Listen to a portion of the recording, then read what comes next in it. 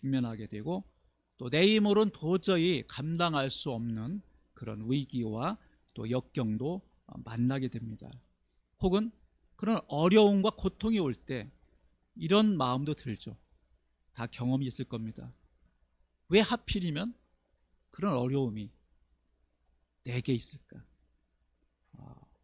왜 많고 많은 사람들이 있는데 그런 고통이, 이해할 수 없는 고통이 우리 가정에, 또 내 사업에, 혹은 직장에, 내 개인적인 삶에 일어날 이유가 무엇인가? 왜라는 그런 의문점을 가질 때가 참 많이 있습니다. 그런 어려움이 닥칠 때 우리는 어떤 마음으로, 어떤 태도로 거기에 반응하고 있나요? 혹은 과거에 어땠었나요? 또 앞으로는 어떻게 해야 될까요? 이것이 굉장히 중요합니다. 문제는 여전히 일어납니다. 전혀 문제가 없는 곳이 딱 두 군데 있다고 그러죠. 한 곳은 무덤 속. 죽었으니까 문제가 없죠. 지옥도 문제가 있어요. 영원한 고통이니까. 천국, 무덤과 천국, 딱 두 곳만 문제가 없는 곳이고, 우리가 이 땅에 사는 동안은 여전히 매일 매 순간 고통과 그런 아픔과 질병과 가난과 관계 속에 어려움이 계속 찾아오게 됩니다. 그죠? 오늘 행복했지만, 오늘 웃었지만 내일 눈물을 흘릴 수도 있고, 내일 병원 신세도 질 수 있고, 그러니까 한 치 앞도 내어다볼 수 없는 우리의 삶을 우리는 인정하고 받아들여야 됩니다.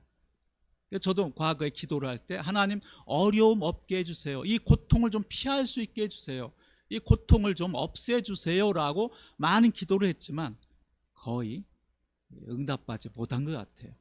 여전히 어느 일정 기간 고통은 지속되고 그 아픔은 여전히 지속되지만, 지나고 보니까, 먼 훗날 지나고 보니까, 아하, 하나님이 이래서, 하나님이 이렇게 간섭하셨구나, 나의 삶에, 나의 가정에, 또 나의 어떤 진로에 하나님이 뜻이 있어서 이렇게 인도하셨구나 라고 나중에서야 그걸 깨닫게 되는 경험을 하게 됐습니다. 여러분도 그런 경험을 했을 것 같아요. 그래서 오늘 욥을 통해서, 욥 전체를 다 이렇게 살펴볼 수 없지만 첫 부분과 이제 마지막 42장 오늘 읽은 끝 부분을 통해서 하나님이 어떻게 욥을 다루어 가시는지, 그 자세한 내용은 여러분이 잘 아실 겁니다. 핵심만 한번 나눠보기를 원합니다. 우리는 성경에서 마지막 욥의 결말을 잘 알고 있습니다. 축복으로 끝났잖아요. 그죠? 배나 되는, 그 자녀들 다 잃었고 자기 몸도 완전히 만신창이가 되었지만 마지막에는 회복이 되고 배나 되는 물질의 축복과 자녀의 축복을 받습니다. 그래서 많은 그 목회자들이, 목사님들이 이 설교를, 욥의 설교를 하면서 두 가지인 것 같아요. 하나는 욥의 인내, 그런 고통과 아픔 속에서도 인내해야 됩니다. 참아야 됩니다. 하나님이 하십니다. 물론 이것도 뭐 좋은 주제, 또 교훈이 되는 그런 것이 될 수 있죠. 그리고 축복이라는 것으로 또 이거를 끌어들여서 고통과 아픔이 있지만 참고 하나님을 의지했더니, 물론 원망도 했죠. 마지막에는 하나님을 의지했더니 욥이 배나 되는 복을 받았습니다. 여러분도 이런 복을 받으십시오. 예, 아멘, 감사합니다. 이렇게 설교를 한 분이 많다는 거죠. 예, 이 핵심은 이게 아닙니다. 네, 아멘, 좋습니다. 감사하고요. 아멘이죠. 복을 받아야죠. 근데 제가 준비한 그 핵심은 그것이 아니라 강조될 부분이 따로 있다는 겁니다. 저는 욥을 이렇게 보면서 마지막 42장 5절, 이게 마음에 확 와닿았어요. 5절. 5절을 한번 다시 읽어볼까요? 5절만요. 하나 둘 셋.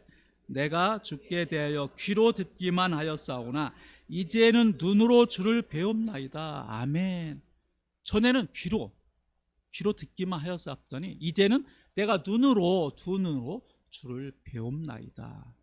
야, 주를 뵙는 게 뭐지? 원하잖아요. 우리가 주님을 정말 만나고 싶어하고 뵙고 싶어하고 그분과 더 가깝게 친밀한 교제를 나누기를 원하는 우리의 속 중심이 그런 뜨거운 마음이 다 있을 줄 압니다. 욥이 고백한 것이 바로 이제는 주를 배움나이다. 이제는. 그래서 오늘 제목을 못 띄웠는데 전에는 점점점 그러나 이제는, 이게 오늘 주제입니다. 제목. 전에는 욥이 어땠었나?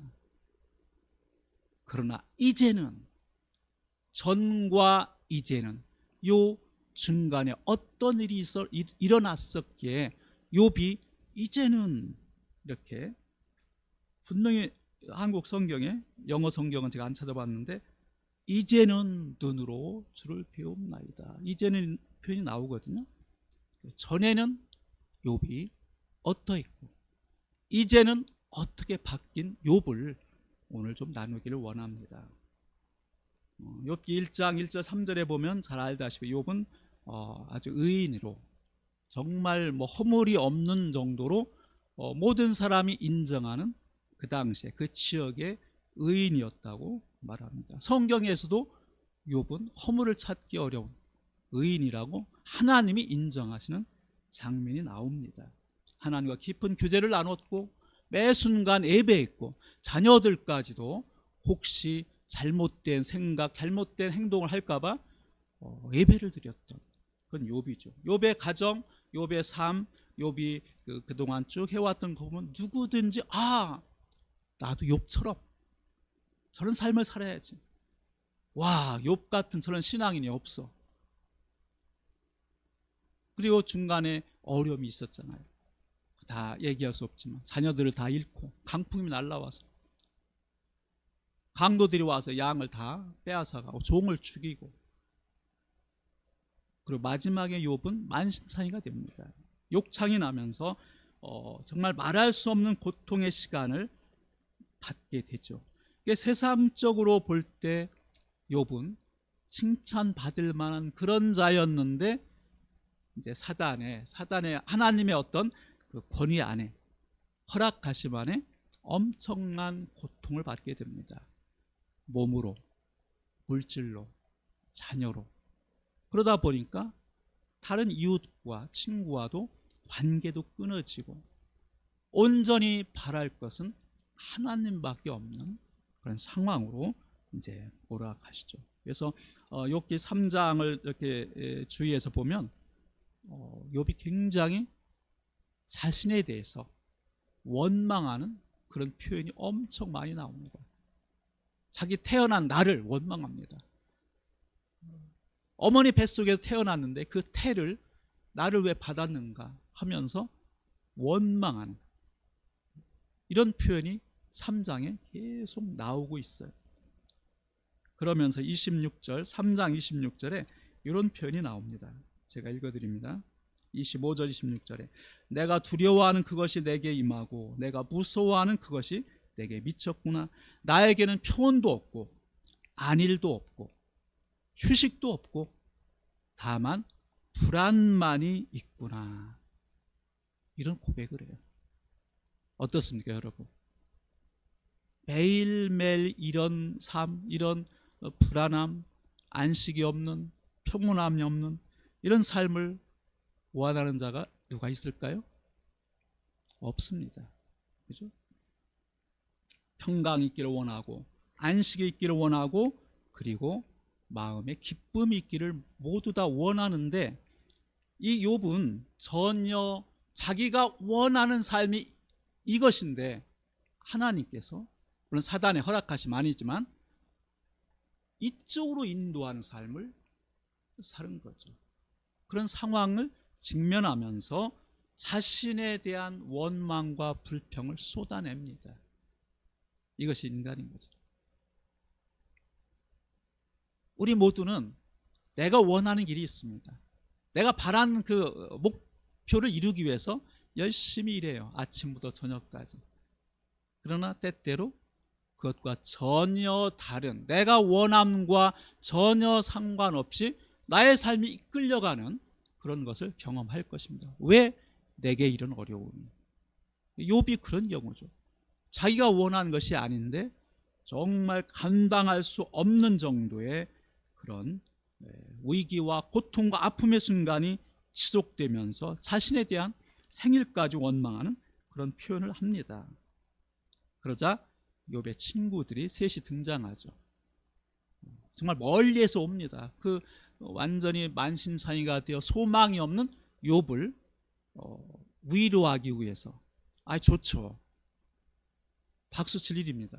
힘들고 어려울 때 친구가 혹은 정말 나를 아끼는 자가 와서 위로해주고 격려해주면 얼마나 위안이 되겠어요, 인간적으로.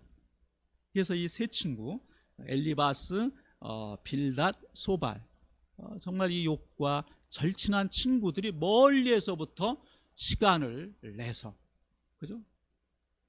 몇 날 며칠, 그 당시 교통수단도 좋지 않았겠죠. 걸어서 혹은 말을 타고 왔겠죠. 위로하러 왔습니다. 상황을 보니까 처참합니다. 그래서 성경 보니까 처음에 아무 말도 못했다고 나와요. 무슨 얘기가 필요 있겠어요? 완전히 밑바닥으로 정말 흉악한 상황에서 이 욥의 상황을 본 이 친구들은 처음에 말을 못했다가 이제 서서히 세 친구들이 교대로 욥에게 얘기합니다.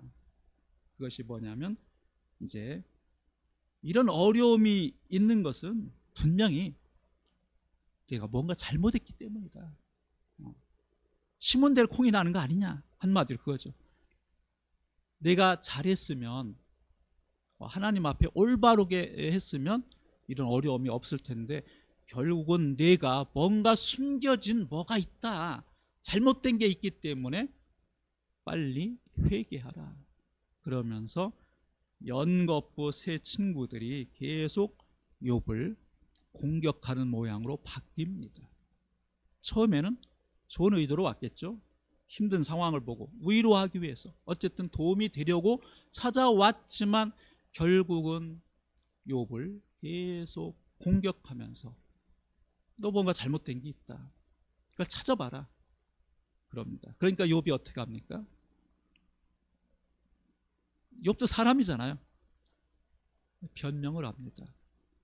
나는 의롭다, 난 하나님 앞에 떳떳했고 지금까지 잘못한 게 없다 하면서 열심히 그 세 친구들이 자기를 공격하는 것에 대한 변명을 하면서 방어를 하면서 나는 하나님 앞에 떳떳하다고 주장합니다. 자기 변명을 하죠. 32장 쭉 이제 그런 친구와 대화가 이제 계속 되면서 32장쯤 오면 욥이 그렇게 표현합니다. 32장 1절 보면 욥이 자신에 대해서 한마디로 그렇게 표현하는 걸 볼 수 있습니다. 전 이걸 보면서 저도 충분히 그럴 수 있다. 욥이 자신을 의인으로 여김으로 세 사람이 말을 그치니, 할 말이 없는 거죠. 계속 세 친구들이 너 잘못했다, 좀 뭔가 찾아봐라, 회개할 거리 없냐, 또 찾아보고 하나님 앞에 바로 서라. 계속 훈계조로 교훈을 했지만 욥이 32장 거의 끝부분에 와서도 그때까지도 나는 의인이다, 의인이라고 여기는 거죠. 전 이걸 보면서 와, 끈질긴 욥. 저도 그런 면이 있거든요. 자칭 나 스스로 의인시하는 이 모습들, 분명히 도덕적으로나 행위적으로나 누구든지 봤을 때 욥을 나쁜 사람, 불의한 자, 사기꾼, 도둑놈 할 사람 아무도 없죠. 훌륭합니다. 어떻게 깨끗합니다. 열심히 살았어요. 하나님을 경배했던 욥. 그런데 거기에 걸맞게 욥 자신도 나는 의인이라고 여기면서 대답을 합니다. 뭐라고 말하겠어요? 더 이상 친구들이 할 말을 못한 거죠. 나는 옳다, 잘못한 게 없다, 계속 자기 주장. 이 말을 들은 세 친구가 말을 그쳤다. 이렇게 나옵니다. 우리가 하나님 앞에 어떤 자세가 참 중요할까요? 나는 의롭습니다. 나는 이만큼 했습니다. 그것이 칭찬받을 일일 것 같지만 하나님 앞에서는 그게 합당치 않은 그런 태도라는 것을 욥기에서 보여주고 있습니다. 개인적 경험을 해서 죄송하지만 저 네팔에서 이제 15년, 만 12년 살고 이제 왔지만 열심히 일을 했거든요. 점심도 굶어가면서 현재 목회자를 모아가지고 왜 너희들 기도 안 하느냐? 성경 좀 봐라. 말씀을 좀 공부하고 이해하고 그래야 목회를 하지. 게을러가지고 공부도 안 하고 성경도 안 보고 어떻게 목회를 할 거냐 하면서 정말 침을 튀기면서 그들에게 교훈하고 가르치려고 했지만 바뀌지 않더라고요. 그러면서 스스로 나는 너희들보다 그래도 좀 나아. 좀 잘 사는 나라에서 왔고 좀 더 배웠고 너희들을 가르치는 자로 나는 왔어라고 그들 앞에 제가 가르치면서 누구든지 가르칠 수는 있잖아요. 격려할 수도 있고 속의 의미는 그래 이것밖에 안 되지 라고 무시하고 제 스스로 이들보다 나는 낫다라고 자칭 의인시했던 그런 시간을 보게 됐어요. 그 당시 그것도 몰랐어요. 그게 잘한 줄 알았어요. 나의 시간과 물질을 투자해서 이들을 어떻게 하면 변화시킬 수 있을까? 말로 될 줄 알고 열심히 훈계도 하고 가르치기도 하고 뭐 이렇게 모임도 만들고 열심히 했지만 결론적으로 보면 변화된 게 거의 없더라고. 이게 뭘까? 내 자신이 안 변한 거죠. 여전히 저도 하나님의 일을 한다고 했지만 욥처럼 열심히 살았고 남을 위해 봉사하고 최선을 다한 삶이었지만 결국은 그 속에 나라는 나는 옳아. 난 최선을 다했어. 나의 삶은 훌륭해. 내가 너보다 나아. 라고 비교하면서 저 자신을 의인시했던 저를 높였던 그런 교만을 늦게서 깨닫게 됐습니다. 욥도 마찬가지로 나는 의인이다. 그런 표현을 이제 32장까지 하게 됩니다. 나중에 새 친구하고 이제 다른 친구 엘리후가 등장합니다. 엘리후 나이가 가장 적지만 등장해서 계속 욥에게 또 반론을 제기하죠. 그러면 너 문제가 있다. 엘리후까지도 너 잘못한 게 있으니까 찾아봐라 하는데 못 찾는 거예요. 자기를 발견하는 것이 쉽지 않습니다. 남의 눈에는 보이는데 자기는 안 보이는 거죠. 왜? 난 옳기 때문에. 내가 판단할 때 나의 모든 행동과 생각과 내가 지금까지 한 삶이 옳아 나 이건 맞는 거야 라고 자기의 그 인식이 꽉 뭉친 상태에서는 보이질 않죠. 그럼 어떻게 해야 될까요? 그래서 계속되는 새 친구와 엘리후까지 등장해서 욥의 생각, 욥의 그 가치관을 좀 바꾸려고 하지만 전혀 효과가 없습니다. 그러면서 38장에 와서 하나님이 개입하십니다. 아마 위에서 보시다가 답답하셨나 봐요. 38장에서 이렇게 말합니다. 욥에게 전능자인 나와 내가 욥이죠. 내가 다투어서 이길 수 있겠느냐? 이렇게 물으시는 거죠. 전능자인 나와 내가 최선 다하고 열심히 사는 욥 내가 나와 다투어서 네가 이길 수 있겠느냐? 질문하십니다. 하나님을 우리가 이길 수 있겠습니까? 그렇죠. 0.111%도 이길 수가 없죠. 욥이 확 막힌 거죠. 하나님과 다투어서 하나님과 겨루어서 내가 어떻게 이길 수가 있어? 할 말을 못합니다. 네. 그래서 참 어렵습니다. 자신이 누구인지 아는 건 참 어렵습니다. 창세기 3장에 보면 타락한 사건이 나오지 않습니까? 선악과를 따먹습니다. 그리고 벌거벗은 수치가 드러나니까 무화과 잎을 따가지고 치마를 내서 숨어버리죠. 무화과 나무 밑에 숨었을 때 하나님이 말씀하시는 거 기억나시죠?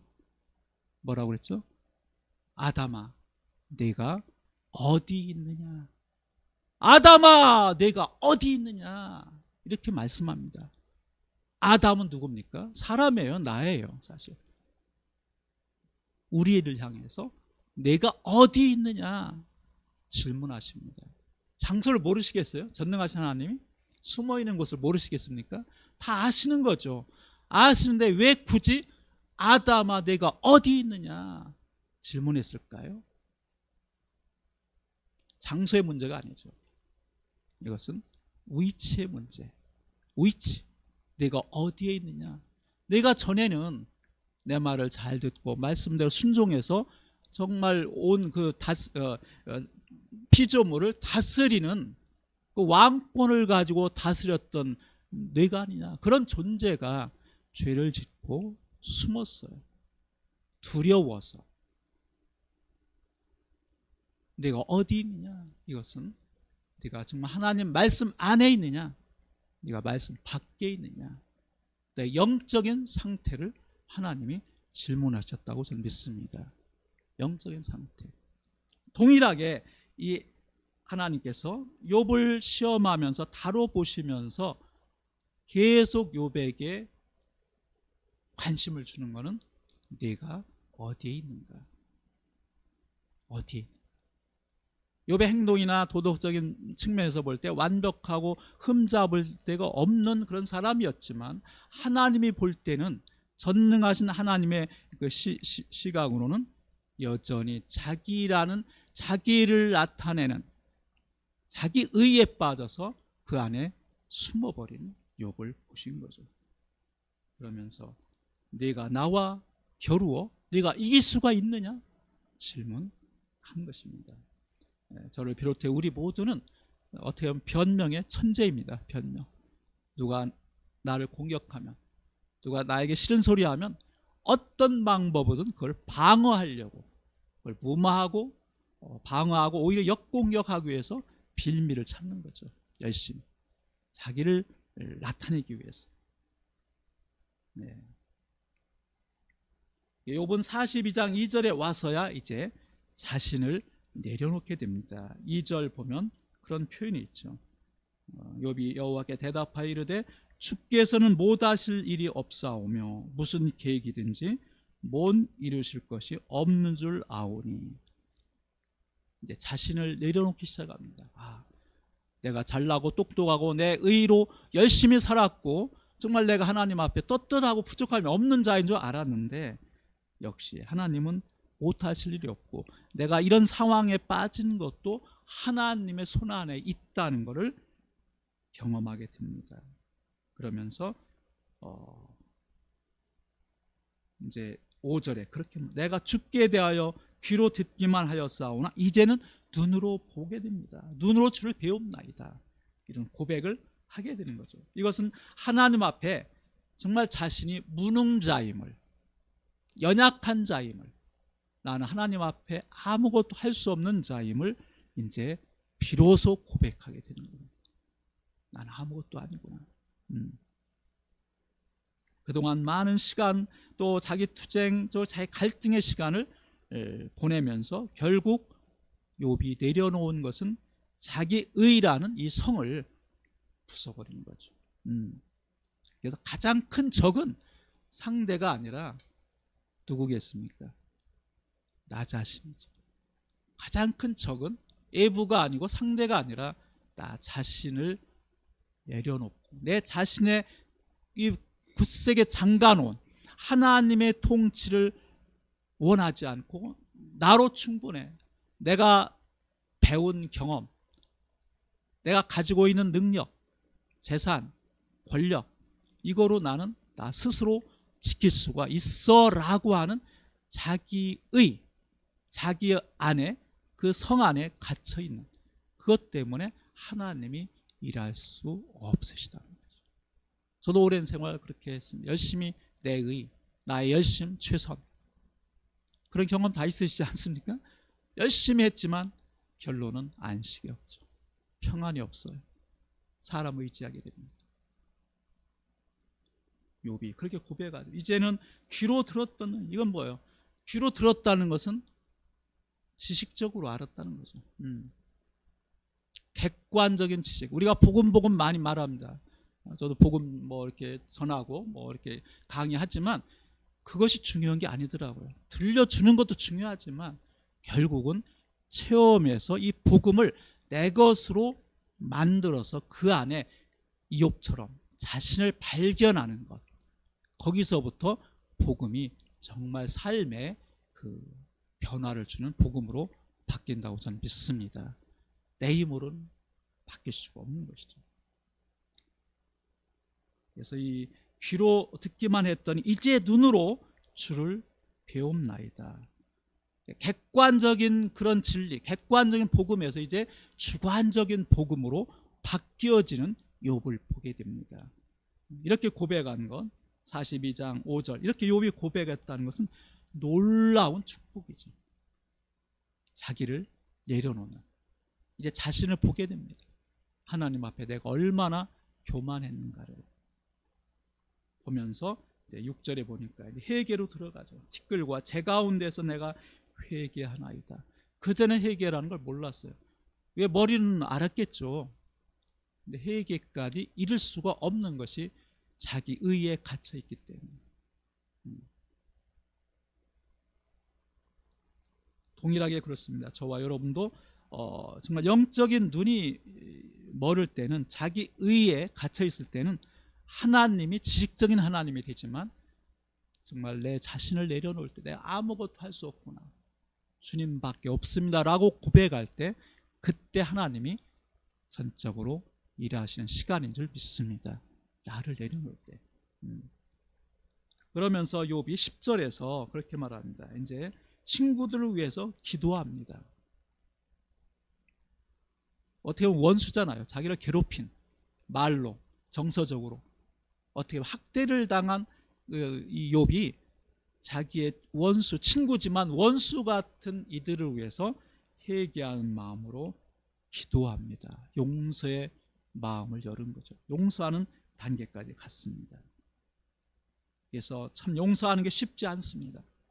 그러니까 욥은 이제 하나님을 경험하고 하나님을 만난 이후에 친구들을 용서하기 시작합니다. 그리고 모든 관계가 회복이 되죠. 이런 뒤에 이제 하나님이 다시 복을 주십니다. 잃었던 자녀를 다시 주시고 잃었던 그 모든 재산들을 넘치도록 채워주는 것을 보게 됩니다. 바로 이 가치관의 변화, 이것이 굉장히 중요한 거죠. 어려운 말로 인식의 전환, 이게 참 쉽지 않습니다. 자기가 지금까지 경험했던 것, 배운 것, 그것이 최고라고 그것만 붙들고 있는 그 욥, 또 우리도 마찬가지죠.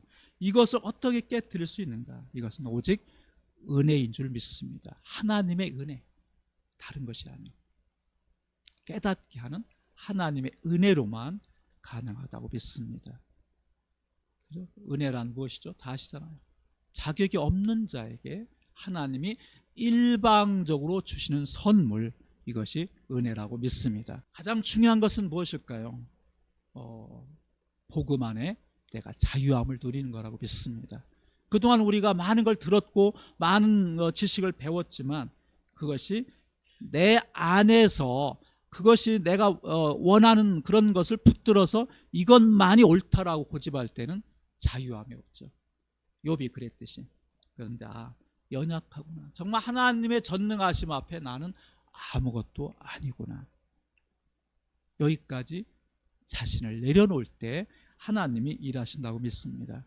지난 가을에 네팔에서 복음을 이렇게 전하는 중에 이렇게 모였어요. 한 40-50명.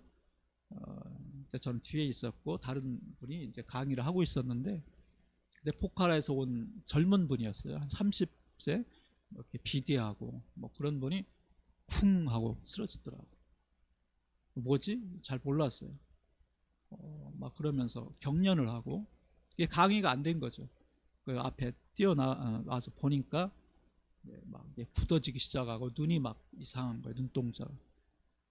마사지를 하고 귀신의 역사인 줄 알고 잘 몰라서 기도하자고 중보기도 하면서 한 5분 10분 막 했는데 점점 어려워지는 거예요.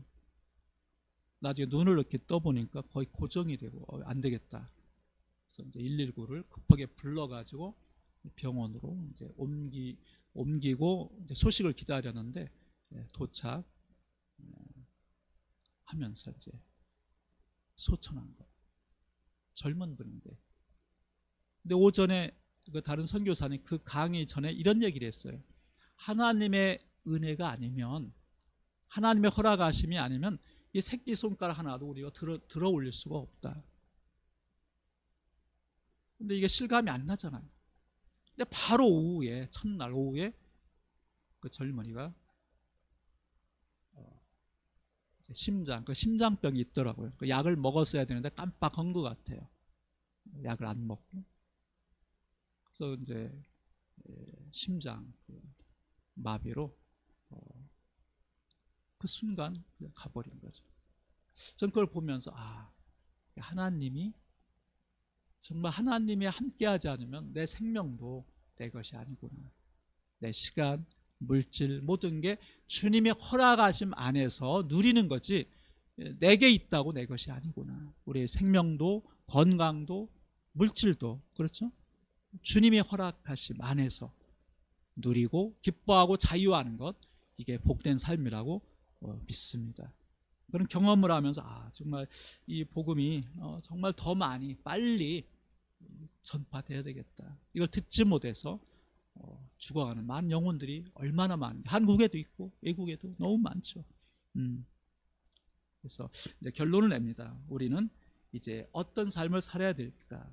이제 나라는 틀, 내가 옳다라는 이런 교만의 성을 깨뜨리고 이제는 주님밖에 없습니다. 주님의 은혜가 아니면 하루도 한순간도 나는 살아갈 수가 없는 존재입니다. 고백하는 이런 우리의 겸손한 믿음이 필요하다고 믿습니다. 정말 변화의 포인트는 다른 것에 있지 않아요. 내가 아무것도 아니구나. 전에는 뭔가 욥도 자기 의로 꽉 차면서 나는 뭐 어떤 대단한 존재라고 여긴 거죠. 마지막에 주님이 말씀하시고 또 주님이 욥을 다루시니까 나는 이제 아무것도 아닙니다. 하나님과 겨루 이길 수 없는 진흙 같은 존재입니다. 하나님 손에 모든 것이 있습니다 라고 고백하면서 이제 눈이 열린 거죠. 귀로만 들었더니 이제 눈으로 봅니다. 하나님의 일하심을, 하나님의 전능하심을 이제 눈으로 보고 내가 경험했습니다. 그러니까 자신을 내려놓기 시작하니까 원수 같은 친구를 위해서 기도하게 되는 거죠. 할렐루야. 기도가 쉽지 않습니다. 그죠? 특히 자기를 괴롭히는, 자기를 힘들게 했던 그 상대를 용서하고 오히려 축복하는 기도하는 건 쉽지 않죠. 욥은 자기 내면이 변화된 후에 친구를 위해서 기도하니까 욥의 환경이 급속도로 바뀌어집니다. 42장 10절 이후에 계속 나오는 것은 욥이 친구를 위한 기도와 제물을 드린 후에 하나님께서 회복시키는 그 장면이 나옵니다. 바로 하나님께 우리는 항복해야 될 줄 믿습니다. 항복, 손을 드는 것. 하나님, 난 아무것도 할 수 없습니다. 항복은 무장해제 아닙니까? 내게 있는 것 다 내려놓는 거죠. 무기, 그럴듯한 것, 내가 가진 것, 재산, 권력, 아니면 달란트, 심지어 건강까지. 주님, 나는 아무것도 할 수가 없습니다. 항복하는 것.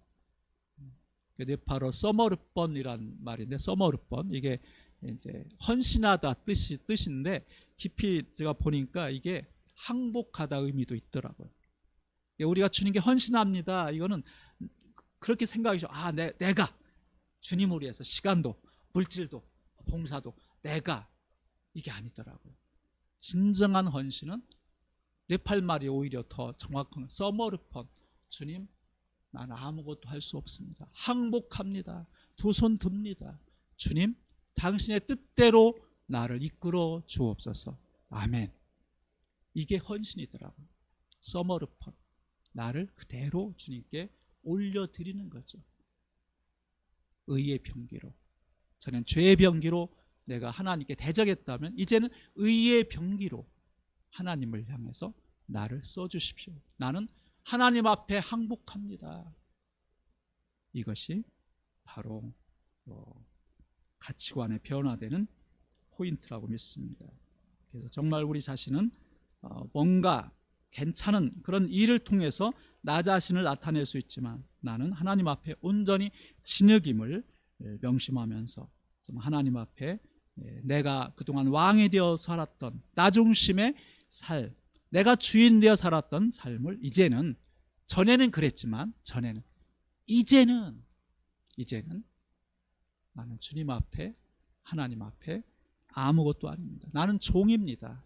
당신만이 주인이십니다. 할렐루야. 나는 아무것도 아닙니다.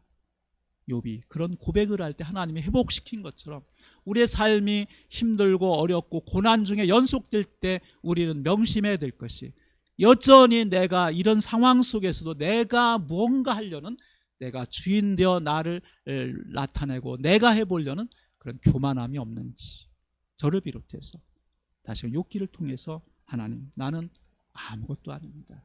항복합니다. 그럴 때 주님이 일하실 줄 믿습니다. 제가 좋아하는 성경 구절 마지막하고 마치기를 원합니다. 시편 37편 5절 6절 말씀이 제가 네팔 가기 전에 받은 말씀인데, 늘 이렇게 좀 어려울 때 또 하나님 고민될 때 이제 묵상하고 찾아보면서 힘을 얻는 말씀이 시편 37편 5절 6절 말씀입니다.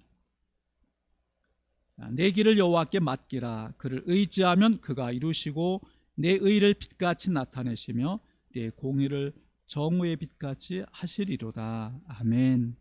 내 길을 여호와께 맡기라.